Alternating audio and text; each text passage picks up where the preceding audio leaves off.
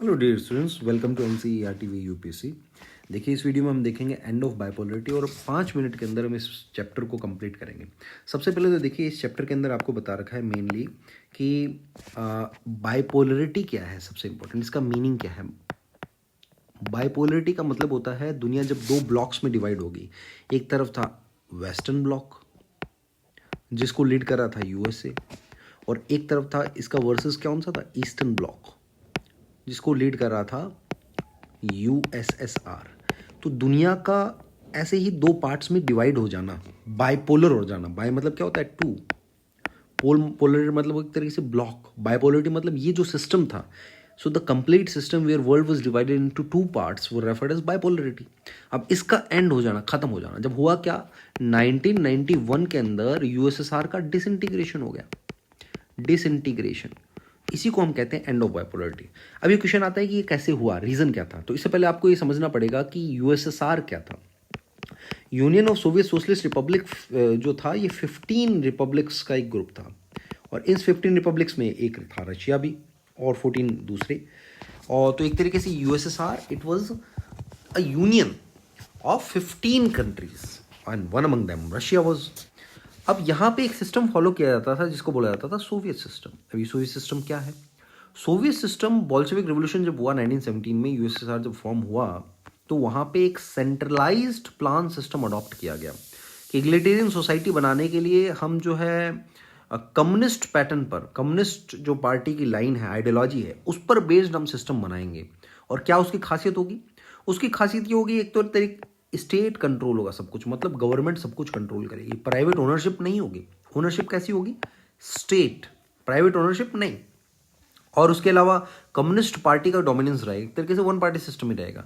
Soviet system में planned economy हम follow करेंगे, जो गवर्नमेंट बिल्कुल प्लानिंग के साथ में 5 ईयर प्लान सिस्टम यहाँ पे अडॉप्ट किए गए थे, उसके अकॉर्डिंग हम जो है सिस्टम बनाएंगे, और ये आइडियल्स ऑफ सोशलिज्म से इंस्पायर होगा। तो सोवियत सिस्टम है क्या? The system, the socialist pattern of society which was followed in USSR was referred as Soviet system and it had following features। ये तो सारे फीचर्स हैं जो अभी हमने डिस्कस किए, ये उसके फीचर्स थे। अब ये जो यूएसएसआर का ब्लॉक था, इसको सेकेंड वर्ल्ड भी बोलते थे। क्या बोलते थे इसको? Second world. क्योंकि जो फर्स्ट वर्ल्ड था ये वेस्टर्न ब्लॉक था, ये अपने आप को फर्स्ट वर्ल्ड बोलते भाई, हम फर्स्ट वर्ल्ड हैं, डेवलप्ड हैं ज़्यादा। ये सेकेंड वर्ल्ड हो गए। थर्ड वर्ल्ड हमारे जैसे देश जो इन दोनों में से किसी ब्लॉक का पार्ट नहीं था, वो थर्ड वर्ल्ड थे। अब यहाँ पे कैसे डिसइंटीग्रेशन हुआ यूएसएसआर का, वो देखिए। सबसे इंपॉर्टेंट तो रीजंस क्या थे डिसइंटीग्रेशन के। यूएसएसआर तो आपको समझ में आ गया। अब रीजंस में एक सबसे इंपॉर्टेंट ये भी रीजन था कि मिखाइल गोर्बाचेव का रोल। इन्होंने पेरिस्ट्रोइका, ग्लासनोस्ट, दो पॉलिसीज जो है वो फॉलो की, क्योंकि पहले मार्केट क्लोज था, पहले गवर्नमेंट ओनरशिप थी। तो मिखाइल गोर्बाचेव 1985 में जब सेक्रेटरी जनरल बने, जनरल सेक्रेटरी बने कम्युनिस्ट पार्टी ऑफ यूएसएसआर के, तो उन्होंने ये डिसाइड किया कि हम हमारे इकोनॉमी को रिस्ट्रक्चर करेंगे, हम ओपन करेंगे हमारे मार्केट को, वेस्टर्न कंट्रीज के साथ में हम लिंक करेंगे। तो इसने जो डिसइंटीग्रेशन की प्रोसेस थी उसको स्पीड अप कर दिया। और मेन रीजंस में से रीजंस ये रहे सारे, क्या? एक तरीके से लोगों की जो एस्पिरेशंस थी उसको फुलफिल करने में यूएसएसआर फेल हो गया। ब्यूरोक्रेसी यहाँ पे जो सोवियत सिस्टम में ज़्यादा हावी हो गई, जो गवर्नमेंट सिस्टम था वो बहुत ज़्यादा करप्ट हो गया और बहुत ज़्यादा हावी थी। मैक्सिमम यूज न्यूक्लियर वेपन्स पे खर्चा, आर्म्स एंड एम्यूनिशन पे खर्चा। पॉलिटिकल जो कम्युनिस्ट पार्टी थी 70 साल से लगातार रूल किए हुए थी। रशिया का डोमिनेंस था, 14 दूसरी कंट्रीज भी थी यूएसएसआर के अंदर, लेकिन उनकी सुनी नहीं जाती थी। रशिया अपना डोमिनेंस करता था। इंफ्रास्ट्रक्चर, टेक्नोलॉजी के मामले में वेस्ट से पीछे पीछे छूट गए। उसके अलावा स्टेग्नेशन, इकोनॉमी इनकी जो ठहर गई। नेशनलिस्ट सेंटिमेंट जो है, जो 14 कंट्रीज अलग अलग कंट्रीज थी, यहाँ पे नेशनलिस्ट सेंटिमेंट ज़्यादा हावी हो गए। इस वजह से भी डिसइंटीग्रेशन जो है वो स्पीड अप हुआ। उसके अलावा कॉन्सिक्वेंस क्या रहे? तो कोल्ड वॉर एंड होगी भाई।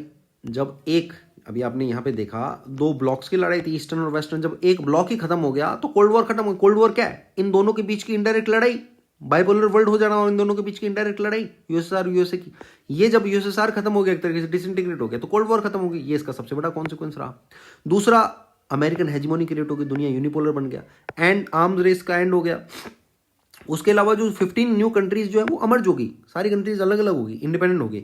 रशिया ने यूएसएसआर, मतलब जो सोवियत यूनियन था उसका एक तरीके से उसने अपना उसको सक्सीड किया।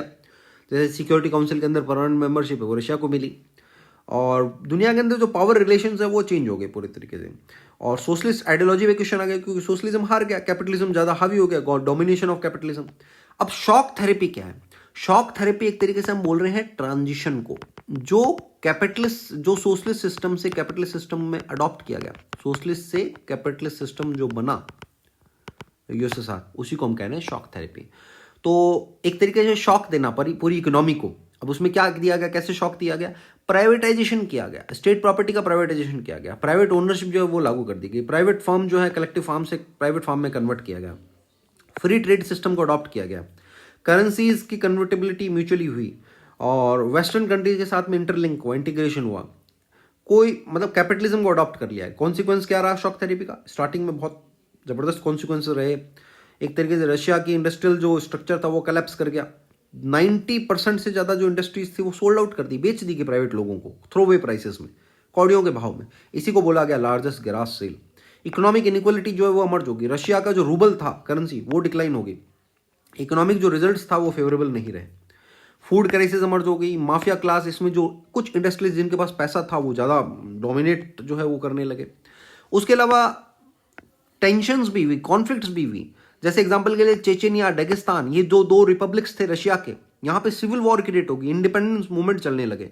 चेकोस्लोवाकिया नाम करके जो कंट्री था वो बट गया दो पार्ट में, चेक्स एंड स्लोवाकिया, दो रीजन हो गए। बाल्कन रीजन में कई सारी कंट्रीज जो है वो स्प्लिट हो गए, जैसे यूगोस्लाविया, इस बोस्निया हर्जनगोविनिया, स्लोवेनिया, क्रोएशिया, इन्होंने अपने आप को इंडिपेंडेंट डिक्लेयर कर दिया। बाल्टिक रीजन में कई सारी कंट्रीज है, वहां पे डिफरेंसेस जो है वो क्रिएट हो गए, जैसे एस्टोनिया, लताविया, लिथुएनिया, ये यूएन के मेंबर बने 1991 में, बाद में इन्होंने नाटो भी ज्वाइन किया। सेंट्रल एशिया के अंदर जैसे तजाकिस्तान है, यहाँ पे 10 साल तक सिविल वॉर चला और कई सारी प्रॉब्लम्स क्रिएट हुई।